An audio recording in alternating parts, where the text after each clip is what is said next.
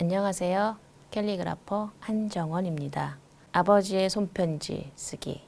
오늘은 두 번째 시간 캘리그라피에 대해 시쓰기와 그리고 오늘은 편지 봉투를 만들어 보려고 합니다. 오늘 함께 해주실 아버님 김철영 아버님 모셨습니다. 안녕하세요. 안녕하세요. 네, 저번에 처음 시간이신데도 굉장히 열심히 잘하셨거든요. 감사합니다. 네, 집에서 좀 연습 좀 해보셨나요? 예, 조금 해봤습니다. 어때요? 좀 배워보니까 안 배웠을 때보다는 좀 더 하기가 좀 수월하지 않았나요? 예, 훨씬 더 낫던데요. 네, 그럴까요? 네. 그러면 오늘은 한 단계 좀 더 나아서 오늘은 드라마나 아니면 보통 드라마 타이틀이라고 표현하고요. 또 영화 타이틀에 요즘 캘리그라피로 쓰는 게 굉장히 많습니다. 네. 예, 오늘 한번 그걸 써볼까요? 네. 아주 재밌을 겁니다. 도깨비라는 드라마 많이 보셨죠? 네. 네, 한번 써볼까요? 예, 도자가 좀 크지요. 강조됐고요.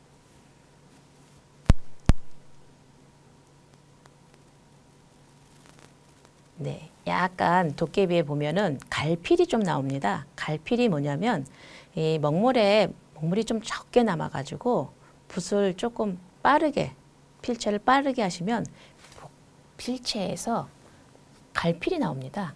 이렇게요. 그래서 이런 모양을 갈필이라고 하거든요. 그래서 그거는 글자의 어떤 그 강조라든지 또는 그 흐름을 조금 달리해주기 위해서 사용합니다. 잘 안 되는데. 아, 잘 안 됩니까? 그럴 때는 조절하시는데 좀 속도를 좀 빠르게 해보십시오. 빠르게 하시면은 갈필이 나옵니다. 힘있게. 네, 맞습니다. 예. 네, 잘하시는데요. 이렇게 하면은 갈필이 나오고요. 자, 이번에는 괜찮아 사랑이야는 좀 귀엽게 쓰시면 돼요. 굵고 가늘고가 꼭 있지요.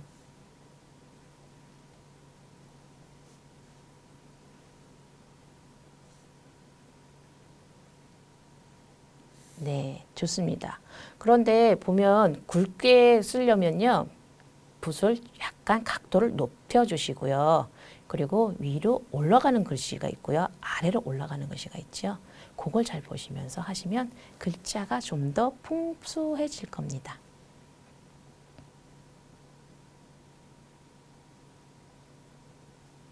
네, 각도를 조금만 높여주세요. 네. 더 누르고요. 붓을 조금 누르면 넓은 글씨가 나오고요. 네. 아, 좋습니다. 그러면 그 유명한 우리 해를 품은 달을 한번 써볼까요?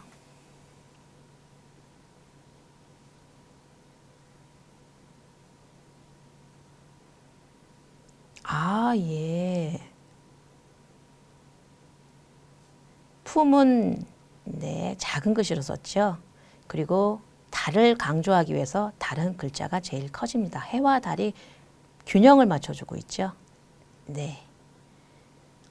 네, 맞습니다. 리을이 이렇게 자유스럽게 움직이니까 해와 달을 강조했고 옆에는 품은 달을 하셨고요. 그래서 이제 미생이라는 또 우리 드라마가 있었죠. 미생 글씨를 해볼까? 미생 최적으로 굵습니다. 글씨가. 네.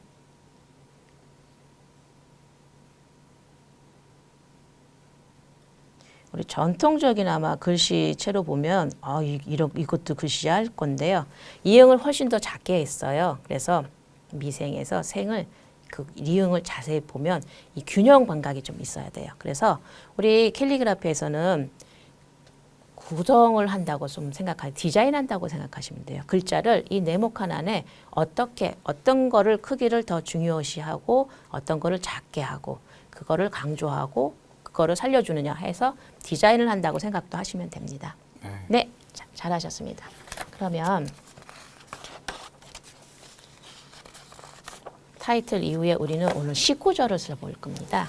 캘리그라피로 19절을 사용하시는데 19절을 전부 내용을 다 쓰시면은 너무 눈이 좀 복잡해요. 어지럽죠? 그래서 19절은 우리가 가장 마음에 드는 단락단락만 쓰는 걸로 합니다.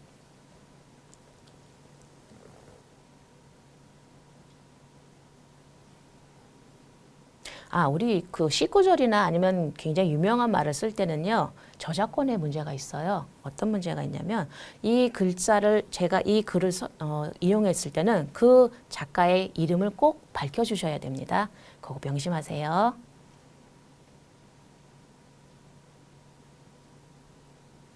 그럼 캘리그라피의 글자체에서는 저작권이 있습니까? 글자체에 대해서는 저작권이 없습니다. 그러니까 여러분들 글자체는 마음대로 쓰셔도 돼요. 단 어떤 사람의 인용된 글을 썼거나 그 사람의 작가가 썼던 어떤 창작물에 대해서는 저작권이 꼭 있으니까 그 부분을 꼭 밝혀주시고 쓰시면 괜찮습니다.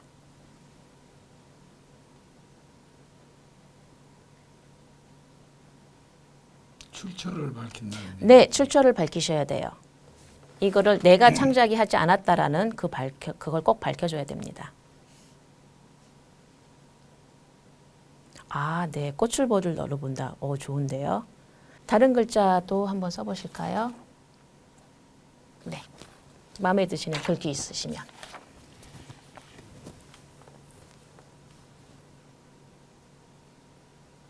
꽃을 굉장히 강조를 해줬죠.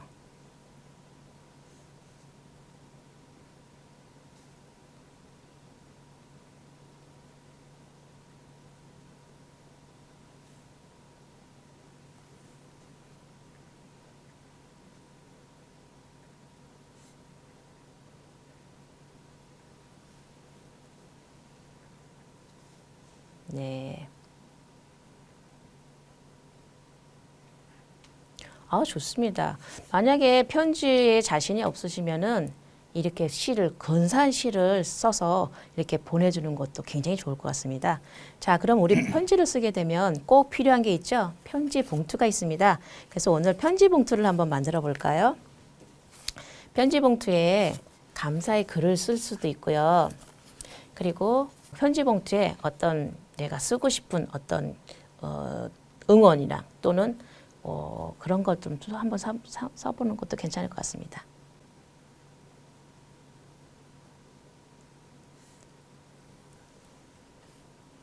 어떤 걸 기억 쓰시나요? 삶의 여유요? 좋은데요. 삶의 이유예요? 이유군요.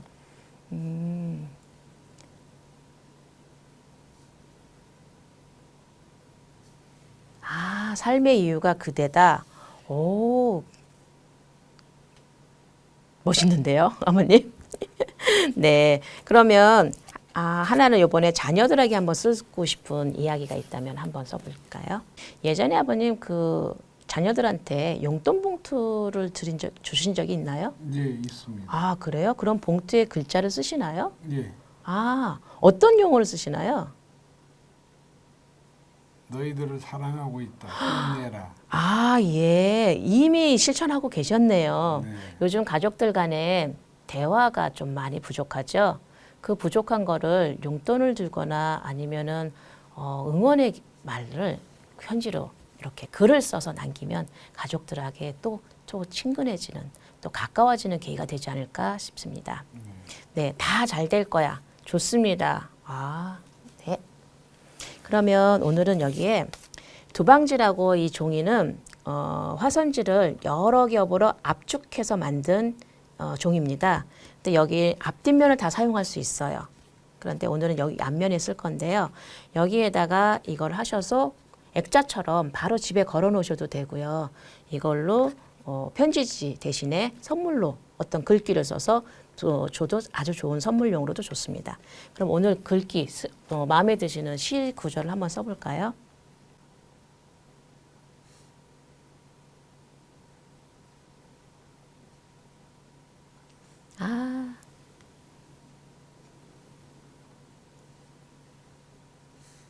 네.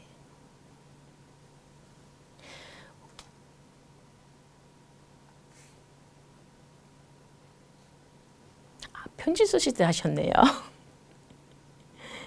네. 그러면 이 아래 글귀는 없는 겁니까? 여기는 뭐 그림을 그리는. 그림을 그리시려고요. 네, 다 계획이 있으셨군요. 네. 어떤 그림 그리실 건지 한번 해보실까요? 저 그림을 잘 못 그려서. 괜찮습니다. 켈리에는 그림을 복잡하게 아주 할 필요는 없고요. 간단하게 요거 뉘앙스만 있게 있으면 하고 되거든요. 산을 그리시나요? 네.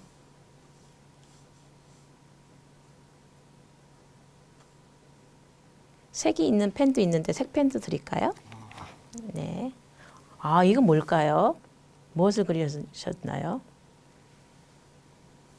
산에 눈발 흘리는 뭉게구름. 네. 산에 눈이 날리는 뭉게구름을 그리셨군요.